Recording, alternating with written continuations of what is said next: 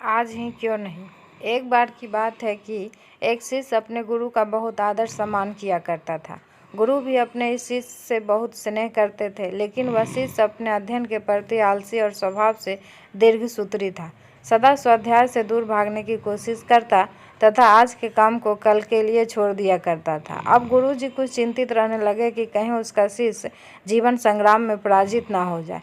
आलस में व्यक्ति को अकर्मण्य बनाने की पूरी सामर्थ्य होती है। ऐसा व्यक्ति बिना परिश्रम के ही फल भोग की कामना करता है।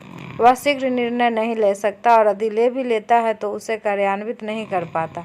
यहाँ तक कि अपने पर्यावरण के प्रति भी सजग नहीं रहता और न भाग्य द्वारा प्रदत्त सुअवसरों का लाभ उठाने की कला में ही प्रवीण हो पाता है।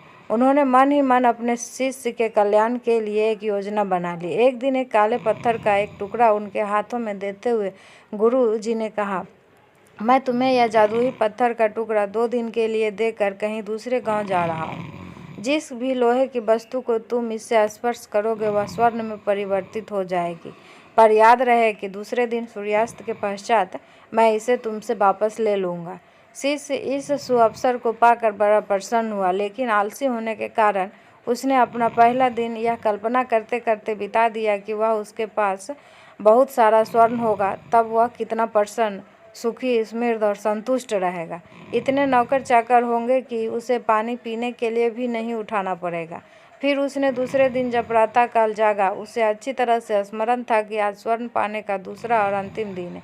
उसने मन में पक्का विचार किया कि आज वह गुरुजी द्वारा दिए गए काले पत्थर का लाभ जरूर उठाएगा। उसने निश्चय किया कि वो बाजार से लोहे के बड़े बड़े सामान खरीद कर लाएगा और उन्हें स्वर्ण में परिवर्तित कर देगा। दिन बीतता गया, पर वह उसी सोच में बैठा रहा कि अभी तो बहुत समय है, कभी भी बाजार जाकर सामान लेता आएगा। उसने सोचा कि अब तो दोपहर का भोजन करने के पश्चात ही सामान लेने निकलूँगा, पर भोजन करने के बाद उसे विश्राम करने की आदत थी और उसने बजाय उठ के मेहनत करने के थोड़ी देर आराम करना उचित समझा। पर आलस से परिपूर्ण उसका शरीर नींद की गहराइयों में खो गया और जब वह उठा तो सूर्यास्त होने को था। अब वह जल्दी जल्दी बाजार की तरफ भागने लगा और रास्ते में ही उन्होंने गुरुजी मिल गए।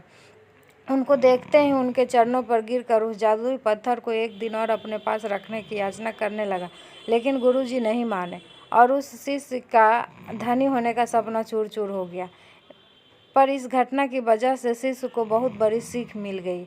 उसे अपने आलस्य पर पछतावा होने लगा। वह समझ गया आलस उसके जीवन के लिए एक अभिशाप है और उसने प्रण किया कि अब वह कभी भी काम से जी नहीं चुराएगा और एक कर्मठ, सजग और सक्रिय व्यक्ति बनकर दिखाएगा।